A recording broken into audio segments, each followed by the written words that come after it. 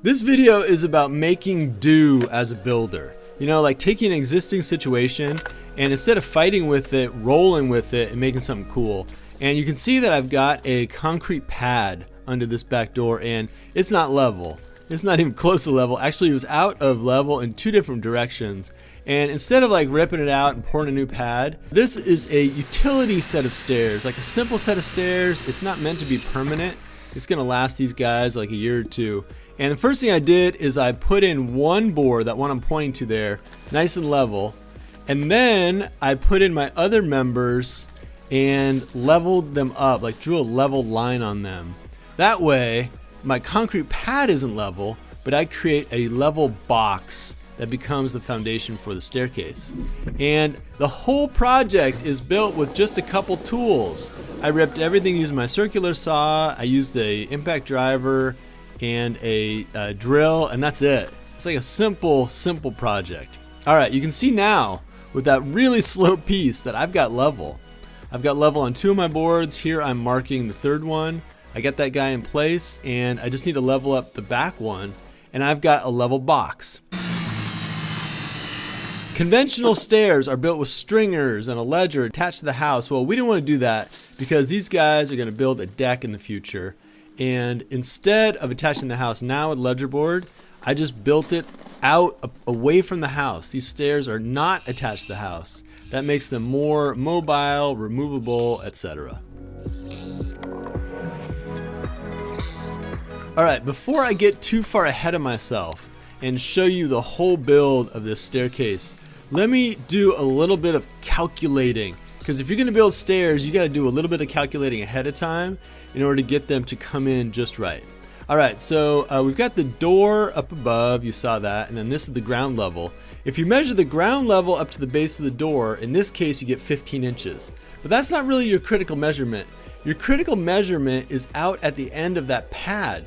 So take a level, run that level from the base of the door out in the air, make sure it's level, and then measure down to your pad. That, in this case, was 17 inches. That point at the end of the pad, that's like the bottom of your last step. All right, so 17 inches, that's my key number. Let's divide that by 3, and you get 5.6. If you divide it by 2, you get 8.5. That would be 3 stairs versus 2 stairs. So let's talk about the consequences of choosing 2 stairs or 3 stairs. First of all, you got the code to deal with. The code in North America, straight up, they're calling for 7-inch high risers all the way down to 4-inch high risers. And the code requires that each step, you know, like the length of each step, each stair tread, 11 inches, like big enough for a big old foot. All right, so this leaves me with 2 options, and I'm just gonna run through option A for this staircase and option B. All right, option A, like I said, has 2 steps, and they're each 8.5, right? That was the math we came up with. Now note that on the top of each step, you've actually got an inch of stair tread. That's because my tread I'm using is an inch thick. Sometimes it's gonna be, you know, 1.5 inches, but in this case it's an inch. And then with my 11-inch depth, that gives me 22 inches left. Now, option B has 3 steps, all right? So they're gonna be smaller, obviously. We talked about the height already. They come in at 5.6. You could round that to 5.5. So those 3 steps are not as high, and they don't leave you a lot of room after you do your 11-inch treads. So you actually end up with 11 on top and 11 for each stair. It's a nice even staircase, but the deal with option B is that there is no landing. There's like no landing on top, it's just a stair. Option A, sure, you've got steps that are a little too high. They're not as low as they should be, but you've got a landing. So these guys wanted a landing, and with this utility stair, this option A was gonna work out really well. All right, so you can see here that I'm building it with boxes, and you just gotta keep in mind that each box has that tread on top of it. So the tread is 1 inch, that totals up to 2 inches. So the total height of your boxes is 17 minus 2 divided by 2, or 7.5 inches. That's your box height on the front.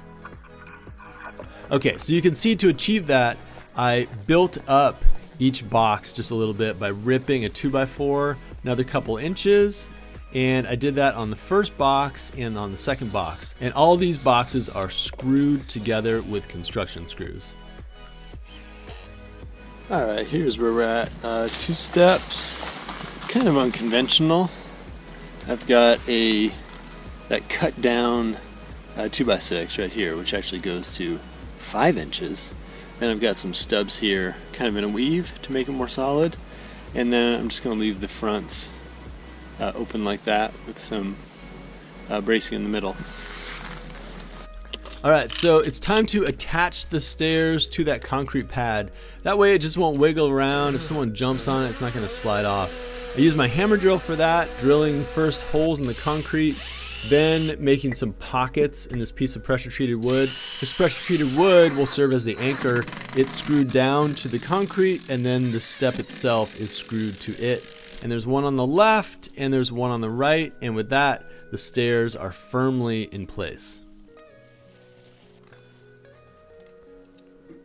Okay, so with the stair boxes built, next up was to cut the decking, and I was using composite decking here. You could use wood decking, pressure treated stuff. You could even use, like I mentioned before, like 2x6s or 2x8s. Now it's conventional to attach composite decking with brackets or clips, but I screwed it down. Again, this is a temporary staircase. It's not meant to last forever. And with the screws pocketed down, sort of, drop below the surface, they're not noticeable, and I create a pretty solid connection. Alright, so the stairs are level, but in this particular situation, I've got this last stair to deal with. That 17-inch rise was only to the top of that pad, and that pad's kind of floating.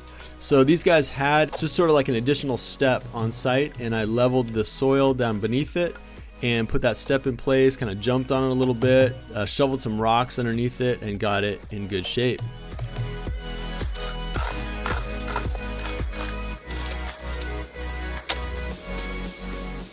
And this was all just in time for the inspection team to check it out.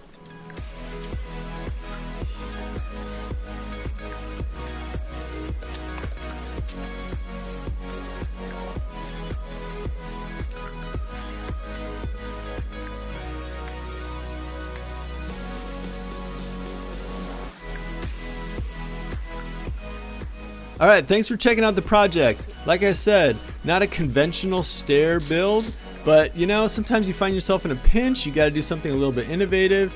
And the nice thing about a staircase like this, it's movable, you could reuse it, it's removable, and it's really simple to build.